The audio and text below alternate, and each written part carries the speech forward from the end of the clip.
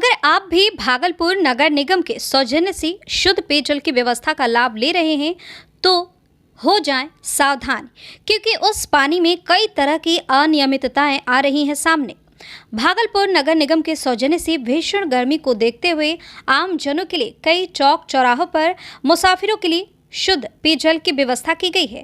कुछ दिन पहले तक यह पानी जार के द्वारा भरा जाता था, लेकिन अब टैंकर के द्वारा हर जगह इस पानी को दिया जा रहा है, जिसमें लोगों ने कई तरह की शिकायत की है। किसी ने शिकायत की है कि यह पानी काफ़ी गंदा महक रहा है, किसी ने इस पानी में कीड़े होने की भी बात कही है।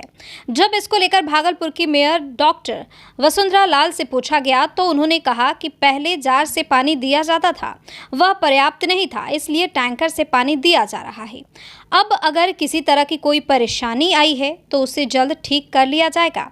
साथ ही उन्होंने कहा कि छोटी छोटी बातों को नज़रअंदाज करना चाहिए, ऐसी घटनाएं घर में भी होती हैं। अब सवाल यह उठता है कि राहगीरों और मुसाफिरों के लिए जो यह शुद्ध पेयजल है, अगर गंदा पानी पीने से उनकी तबीयत खराब होती है तो या किसी तरह की अनहोनी होती है तो इसका जिम्मेदार कौन होगा? एक्चुअली जार के द्वारा जो दिया गया पानी वो सफिशिएंट नहीं था, तो लोगों को और इसकी ज़रूरत पड़ी तो हम लोगों ने टैंकर की व्यवस्था कराई और अब टैंकर से पानी उपलब्ध किया जा रहा है। जिन लोगों को ज़रूरत है तो उनको टैंकर से पानी दिया जा रहा है। इस टैंकर के पानी में कोई ऐसा मामला नहीं है, छोटी छोटी बातों पर ध्यान नहीं देना है। अपने घर में भी ऐसी बातें आती है तो हम लोग इस पर ध्यान देंगे और जो भी इसमें इससे संबंधित जो भी स्वच्छ जल मिले कैसे, तो इस पर हम लोग बातचीत कर भी रहे हैं और शुद्ध जल लोगों को मिलेगा, इसका हम आपको गारंटी देते हैं।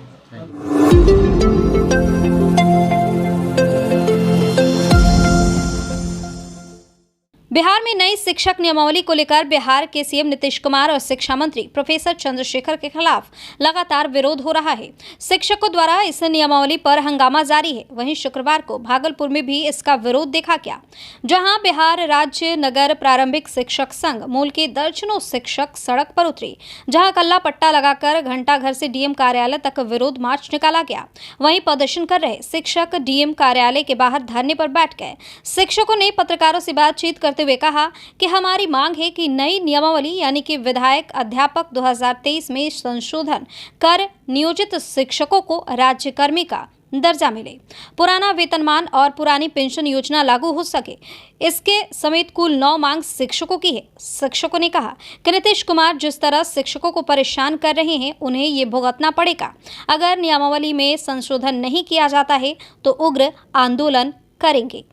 बिहार पंचायत नगर प्रारंभिक शिक्षक संघ मूल के द्वारा पूरे बिहार के 38 जिला में आज नई नियमावली 2023 के विरोध में समान काम समान वेतन, पुरानी पेंशन सहित अन्य मांगों के समर्थन में आज जोरदार ऐतिहासिक प्रदर्शन सरकार के विरोध में किया जा रहा है। सरकार को यह चेतावनी दिया जा रहा है, यदि आप नई नियमावली 2023 में जो राजकर्मी का दर्जा नियोजित शिक्षकों को नहीं दिए हैं, यदि आप देते हैं तो फिर आंदोलन स्थगित करें, अन्यथा आंदोलन और तीव्र होगा और सरकार से करो मरो नारे के साथ पटना के धरती पर जोरदार आंदोलन करेंगे। हमारी मांग जायज़ है।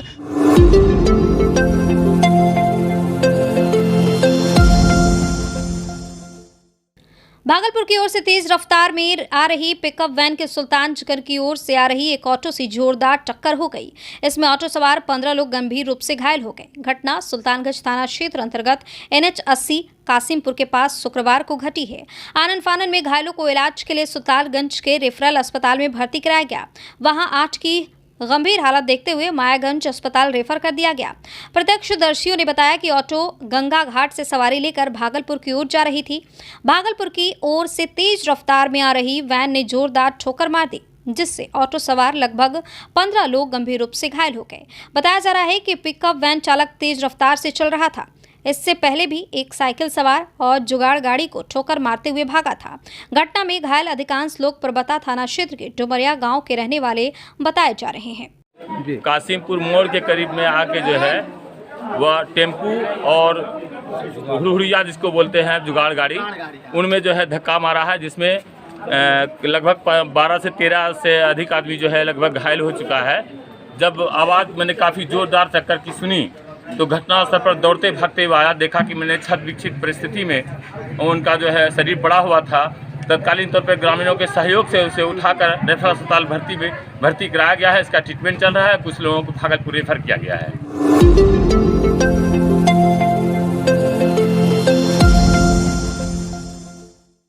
भागलपुर में कड़ी सुरक्षा के बीच आज बीपीएससी की 67वीं संयुक्त प्रारंभिक प्रतियोगिता परीक्षा संपन्न हुई।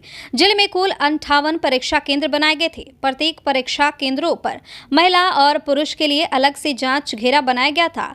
वहीं सभी केंद्रों पर प्रतिनियुक्ति दंडाधिकारियों ने अपने केंद्र के प्रेषक के रूप में दायित्व का निर्वहन किया। भागलपुर के शहरी क्षेत्र में 53 और नौगछिया में 5 परीक्षा केंद्र बनाए गए थे।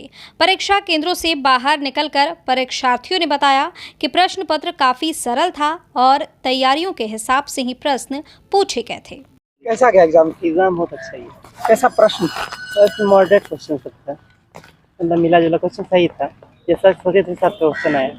सुरक्षा पुख्ता था। हाँ, अच्छा इंतजाम, इस तरह कोई दिक्कत नहीं मिली। हाँ, क्वेश्चन लेवल तो ठीक था, ज़्यादा टफ भी नहीं था, आसानी था। आसान था। सुरक्षा किस तरह से? सुरक्षा बहुत अच्छा है।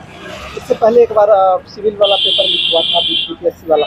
इस बार नहीं, टाइट था? नहीं, बहुत टाइट था। उम्मीद नहीं कि क्वेश्चन लीक हुआ होगा।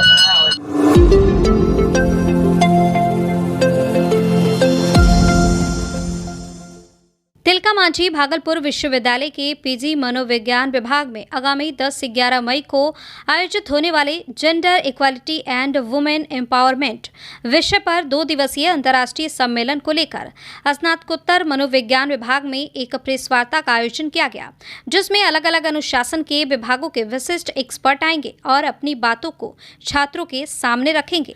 गौरतलब है कि इस 2 दिवसीय सेमिनार में नेपाल से त्रिभुवन विश्वविद्यालय के डॉक्टर नरेंद्र फगुना, वीरेंद्र विश्वविद्यालय राजशाही से रघुनाथ आरा, प्रवीण एन सिन्हा विश्वविद्यालय से डीएम दिवाकर, महात्मा गांधी हिंदी विश्वविद्यालय से डॉक्टर सुप्रिया पाठक, पटना विश्वविद्यालय से डॉक्टर ज्योति वर्मा आ रही हैं।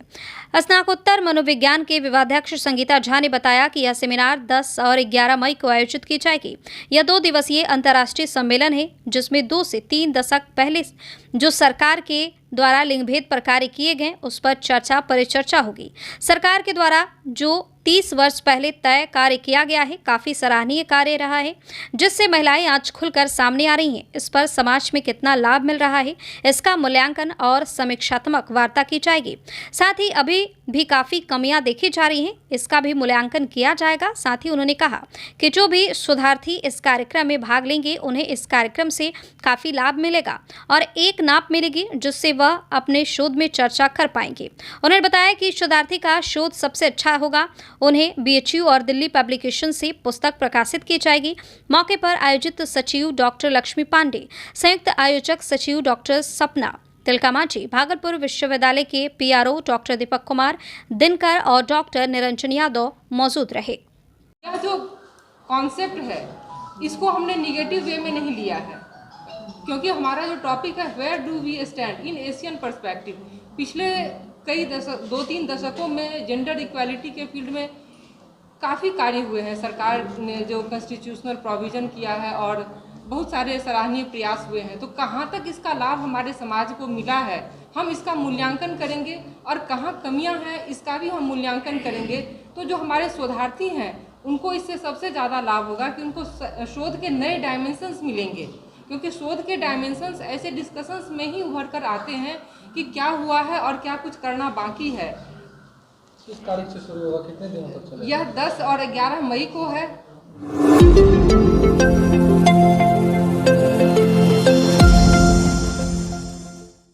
भागलपुर के नौगछिया अनुमंडल के तिनटंगा गांव में बीते वर्ष गंगा ने ऐसा कहर बरपाया था कि दर्जनों घर कटकर गंगा में समा गए थे, जिसके बाद सीएम नीतीश ने हवाई संरक्षण किया था।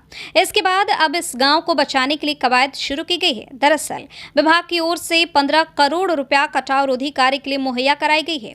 कटाव से बचाव के लिए इस महीने के अंत तक कटाव रोधी कार्य शुरू हो जाएगा, जिसमें 600 मीटर में पत्थर से कार्य किया जाएगा। यहाँ 2700 मीटर में के लिए प्रस्ताव दिया गया था, लेकिन फिलहाल 600 मीटर के लिए ही कार्य होगा। वर्ष 2018 से तिनटंगा में गंगा की धारा मुड़ी और भीषण कटाव शुरू हो गया। 22 तक 3 बार कटा हुआ, जिसमें दर्जनों घर गंगा की तेज धारा में विलीन हो गए। हालांकि इस बार लगातार खबरें दिखाए जाने के बाद कटाव पीड़ितों को मुआवजा भी मिला। रोजी देवी ने बताया कि 2022 में सावन महीने में उनका पक्का मकान कटकर गिरा था। सरकार ने उन्हें 95,000 रुपया मुआवजा दिया था। जिलाधिकारी सुब्रत सेन ने कहा है कि मुख्यमंत्री ने हवाई सर्वेक्षण कर कटाव रोधी कार्य को शुरू करने का निर्देश दिया था। इसी कड़ी में कोसी और गंगा नदी में कई बड़ी योजनाएं स्वीकृत हुई। 3 टंगा में कटाव हो रहा था, अब 15 करोड़ की लागत से काम शुरू होगा।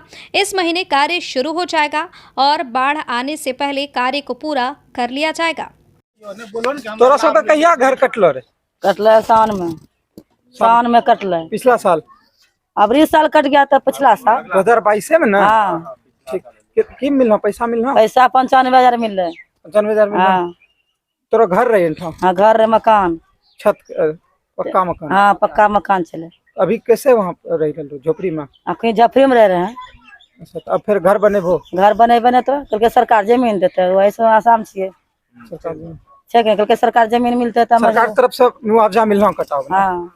कटाव रोधी कार्य शुरू होता, कितना खुशी छो? खुशी तो उतना नहीं है जैसा कि मतलब 2700 जरूरी है, 600 देना चाहिए। 600 में तो खुशी छिए ने। 2700 होना चाहिए। 2700 होना चाहिए, कम से कम 2500। कितना घर अभी गिरी गई? 300 घर गिरी गई। सब जे पीड़ित है सब कहाँ है? सब जन है तो नहीं सड़क पर रही छे, जन है तो नहीं छे, त्रिपाल टंग रही छे।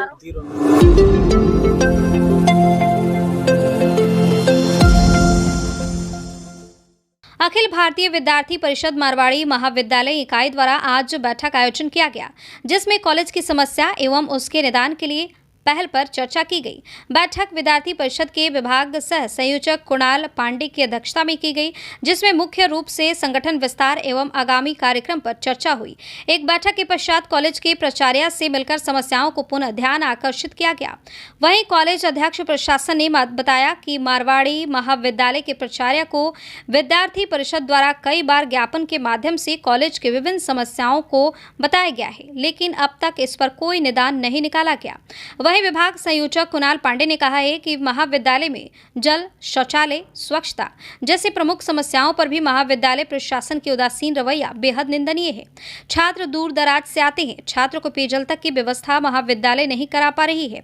वर्षों से बने महिला छात्रावास को अभी तक शुरू नहीं किया गया। वर्षों से लंबित वोकेशनल बिल्डिंग जिसका टेंडर पास हो चुका है, लेकिन अभी तक वह बिल्डिंग बना नहीं है। कक्षा की जर्जर स्थिति एवं गंदगी से भरा कक्षा पर विश्वविद्यालय प्रशासन का उदासीन रवैया विद्यार्थी परिषद के उग्र आंदोलन को आमंत्रित कर रहा है। अभावित आगामी 2 मई से महाविद्यालय स्तर पर शैक्षिक समस्याओं को लेकर उग्र आंदोलन करने जा रहा है, जिसका जिम्मेदार महाविद्यालय प्रशासन होगा। विद्यार्थी परिषद के ज्ञापन के माध्यम से कई बार निवेदन कर चुकी है, लेकिन अब अंतिम अंजाम आंदोलन ही है। मौके पर कॉलेज मंत्री ब्रजेश दुबे, उपाध्यक्ष शिवसागर, अभिषेक, प्रिंसराज, एलेक्स, पीयूष, आरव सहित कई कार्यकर्ता मौजूद थे।